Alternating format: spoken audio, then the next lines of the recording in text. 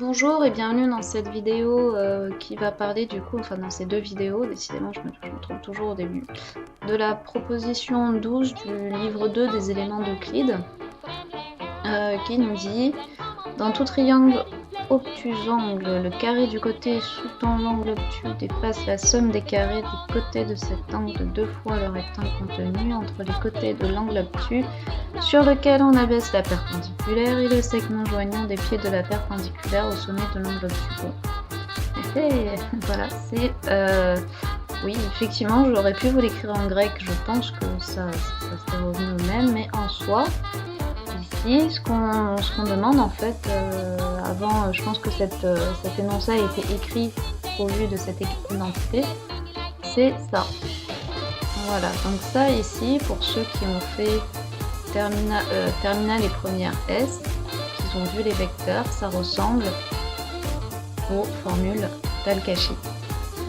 Effectivement, dans les formules d'Al-Kashi, on a la possibilité de mesurer donc la longueur d'un angle, mais aussi la longueur d'un côté aux dépens des deux autres côtés, selon ces formules-là. Ici, on va montrer cette formule ici. Et ces trois formules ici sont représentées par cet énoncé dans la condition où on est dans un triangle obtutangle, c'est-à-dire un triangle qui a cette tête-là où en fait l'angle ici, l'angle A, est supérieur à 90 degrés. Donc c'est la définition d'obtutangle. Alors pourquoi est-ce que ça ressemble à Al-Kashi? Donc ici effectivement on a le point D qui arrive là. Parce que dans la notion de vecteur, ici vous allez voir qu'en fait, tac, perpendiculaire passant par B, et là on a notre point D qui arrive. Parce que en fait justement là ici on vous parle de AD rond AB. Bah, ici quand vous allez le travailler avec des vecteurs, en fait vous allez faire le scalaire entre AD et AC. C'est-à-dire que là, ici on veut en quelque sorte, on va ici calculer. Donc ici ça va être, c'est censé être l'écart d'angle C, donc c'est possible que là j'ai dû me tromper dans les formules, je me souviens plus très bien. Bon bref, c'est pas là l'important. En fait là ce qui est assez intéressant c'est que on va déterminer la longueur de ce segment BC aux dépens de AD et de AC, où AD, ou le point D ici, et ben c'est la projection orthogonale sur la direction de notre vecteur AC. En soi, oui, effectivement, on va calculer un petit peu au final l'écart d'angle ici de A, donc c'est pour ça, ah oui voilà, bah c'est bon en fait, voilà. Non, on a toujours des hésitations sur ces grosses formules qu'on n'utilise pas tout le temps, on a beau les revoir mais on se souvient vaguement d'où ça sortait, bah en fait voilà, effectivement ici on va projeter le point D sur la direction de notre vecteur AC ici. Donc un vecteur c'est une translation, hein. C'est juste le nom qu'on donne à la translation, à l'objet en soi de la translation. On transforme la notion de translation en un objet en mathématiques.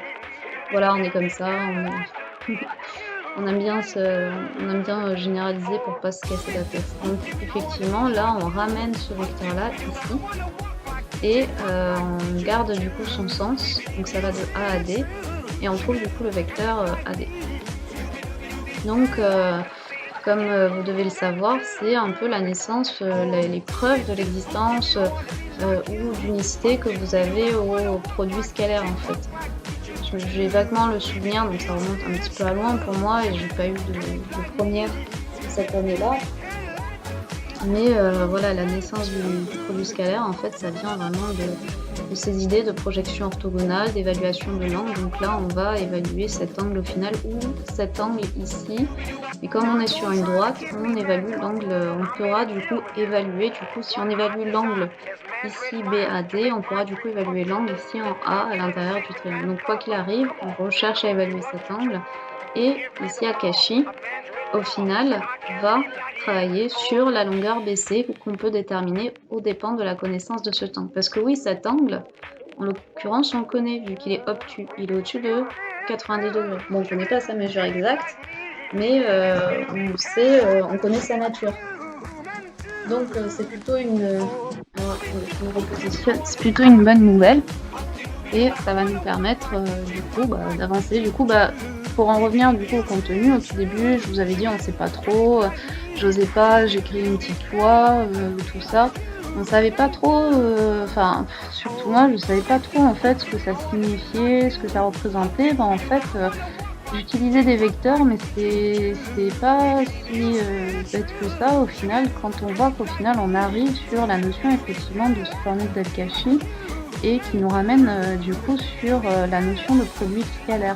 J'ai le souvenir d'avoir fait un cours sur le produit scalaire et on avait commencé par démontrer les formules d'Al-Kashi, de reprendre la démonstration de ces formules pour déterminer le produit scalaire et les angles qui sont ici. Donc ici, pourquoi il y a un plus? Parce que ceux qui savent, c'est que quand on va évaluer la distance d'un vecteur, un vecteur ça a un sens. Or ici, le vecteur AD et AC sont opposés, donc par conséquent, il va y avoir un moins 2 AC fois AD, qui fait que ça va nous donner un plus. Donc voilà, c'était les petites remarques sur cette formule. Donc je vous dis du coup à très vite pour la partie 2 de la preuve de la proposition.